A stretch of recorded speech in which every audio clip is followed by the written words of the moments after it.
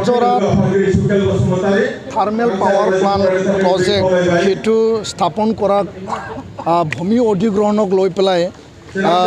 যোৱা কেইমাহ ধৰি যে এটা অস্থিৰ এটা পৰিৱেশ ইয়াত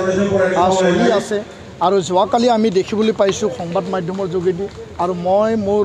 আঞ্চলিক কমিটিৰ যোগেদি মই ৰিপৰ্ট লৈছোঁ যে ৰাইজৰ মাজত আৰু পুলিচ প্ৰশাসন আৰু চিভিল মানে এডমিনিষ্ট্ৰেশ্যনৰ লগত যি এটা সংঘাত আৰু এটা যি টানাটানি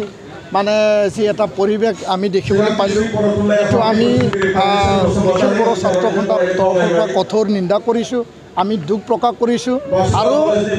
জিলা প্ৰশাসন civil administration police administration BTR চৰকাৰ আৰু অসম চৰকাৰক আমি আহ্বান জনাইছোঁ যে মাটি অধিগ্ৰহণ বা ভূমি অধিগ্ৰহণক লৈ পেলাই কোনো কাৰণত যাতে ৰাইজক দমন কৰি পেলাই ৰাইজক যাতে ভয় ভাবুকি দেখুৱাই পেলাই তেনেকুৱা কাৰ্য যাতে কৰা নহয় আৰু এই কাৰ্যৰ পৰা যাতে বিৰত থাকে থাৰ্মেল পাৱাৰ প্ৰজেক্ট কি কাৰণত স্থাপন কৰিব কেনেকৈ কৰিব ইয়াত বসবাস কৰি থকা ৰাইজৰ মানে যি আশংকা তেওঁলোকৰ যি ভয় যে তেওঁলোকৰ গাঁও যাব নেকি তেওঁলোকৰ খেতিপথাৰ যাব নেকি তেওঁলোকৰ এই অঞ্চল যি সৰু তেওঁলোকে কালৰ পৰা যি দেখি আহিছে এই বনাঞ্চলখন ধ্বংস হ'ব নেকি তেওঁলোকৰ মনত ভয় শংকা আশংকা আছে আৰু এইটো আলাপ আলোচনাৰ মাজেদি এমিকেবল ডিছকাশ্যনৰ মাজেদিহে আমি সমাধান কৰিব লাগিব কোনো কাৰণত আমাৰ অঞ্চলৰ ভূমি আমাৰ অঞ্চলৰ মাটি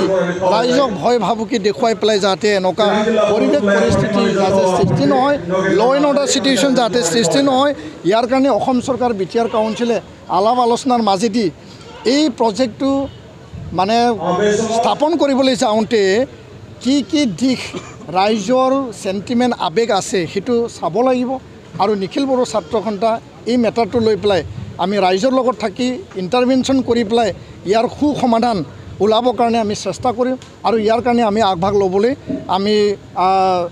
বিভিন্ন সময়ত আমি প্ৰচেষ্টা আমাৰ অব্যাহত ৰাখিছোঁ আৰু আগন্তুক দিনত এই মানে যি প্ৰচেষ্টা আমি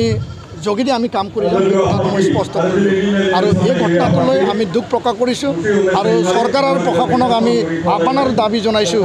কোনো কাৰণত যাতে দমন আৰু ভয় ভাবুকেৰে ৰাইজৰ ভূমি যাতে অধিগ্ৰহণ কৰা নহয় আৰু সেই কথাটো চৰকাৰে মনত ৰাখিব লাগে আৰু যিবিলাকে গৈছিল তেওঁলোকেও মানে সেইটো চোৱাটো উচিত বুলি মই ক'ব বিচাৰোঁ আৰু মই সেইটো দাবী জনাইছোঁ ধন্যবাদ।